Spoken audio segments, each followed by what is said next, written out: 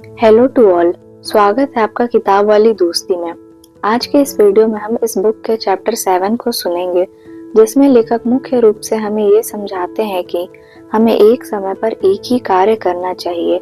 Multitasking करने से हमारी एफिशिएंसी और फोकस दोनों कम होता है। तो आइए हर बार की तरह हम इस चैप्टर को भी एक सुंदर से कोट्स के साथ शुरू करें। The man who chases two rabbits catches neither. लेखक चैप्टर की शुरुआत उदाहरण के साथ करते हैं, जिसमें वो बताते हैं कि दिसंबर 11, 1998 नासा जो स्पेस एजेंसी है, उसने मार्स प्लैनेट के क्लाइमेट की स्टडी के लिए क्लाइमेट ऑर्बिटर लॉन्च किया। उस मार्स ऑर्बिटर को बनाने में $125 मिलियन खर्च हुए थे। फिर अगले साल सितंबर में जब लॉन्च किया गया तो वो मार्स के ऑर्बिट में जाते ही डिस्ट्रॉय हो गया। और ये सब कुछ एक छोटी सी गलती के कारण हुआ, जिसमें इंजीनियर इंग्लिश यूनिट को मीट्रिक यूनिट में कन्वर्ट करना भूल गए थे। लेखक इस एग्जाम्पल से हमें ये समझाना चाहते हैं कि एक छोटी सी गलती से कितना बड़ा नुकसान हमें हो सकता है। इस बात को हमें भी समझना चाहिए। कभी कभी हम भी अपने जीवन में छोटी छोटी गलतियों को नजरअंदाज करते हैं, जिसका परिणाम हमें बाद में देखने को मिलता है। आगे लेखक मल्टीटास्किंग का मतलब समझाते हुए बताते हैं कि मल्टीटास्किंग का मतलब एक समय में बहुत सारे कार्यों को करना होता है। यह सुनने में तो अच्छा लगता है, लेकिन ये काम नहीं करना चाहिए। हम एक समय में बहुत सारे कार्यों में एक साथ फोकस नहीं कर सकते। यदि आपके पास 2 काम है तो दोनों को बारी बारी से करें।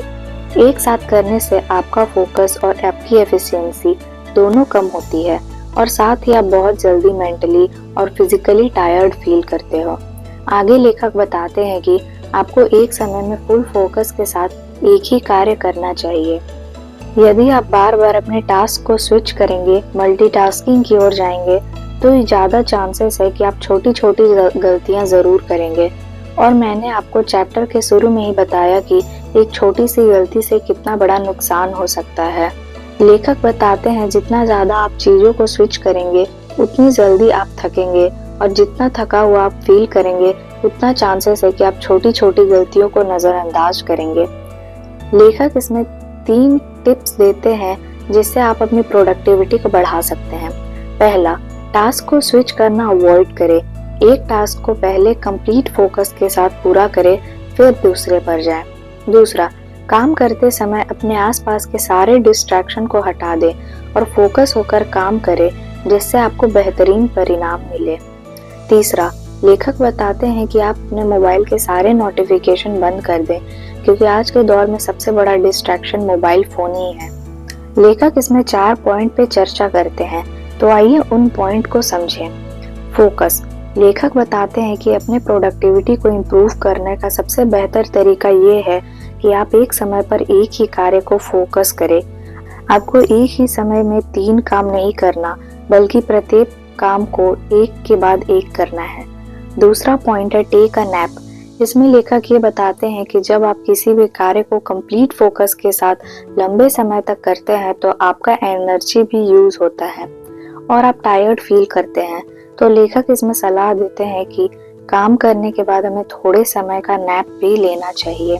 आप लंबे समय का नैप नहीं ले, लेकिन थोड़े समय का नैप ले, जिससे आप रिफ्रेश फील करें और फिर से कंप्लीट फोकस के साथ अपना कार्य में लग जाएं। अगला पॉइंट है नो इंटरप्शन।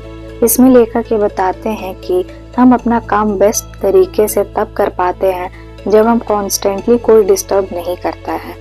हमारे माइंड को ज़रूर थोड़ा समय लगता है उस फ्लो ऑफ स्टेट में जाने में, लेकिन जब वो एक बार चला जाता है तो हम फिर मैक्सिमम आउटपुट गेन करते हैं। अंतिम पॉइंट जो है, जिसे लेखक ने खुद मोस्ट इम्पॉर्टेंट थिंग बोला है, वो है कि जब भी आपके पास मल्टीपल ऑप्शन हो तो आपको ये पता होना चाहिए कि आपकी पहली प्रायोरिटी क्या है, कौन सा कार्य आपको पहले करना है। सभी के जीवन में कुछ ऐसे एलिमेंट होते हैं जो डिस्ट्रैक्शन का काम करते हैं, तो आपको वो सब आइडेंटिफाई करके हटाना है और अपने कार्य पर कंप्लीट फोकस के साथ अपने गोल को अचीव करना है। इसी के साथ हमारा चैप्टर 7 भी यहीं खत्म होता है। Thank you all to listen me carefully. हमारा इस किताब वाली दोस्ती चैनल को लाइक और सब्सक्राइब करें, जिससे अगली वीडियो आते ही आपको सबसे पहले नोटिफिकेशन मिले। Thank you.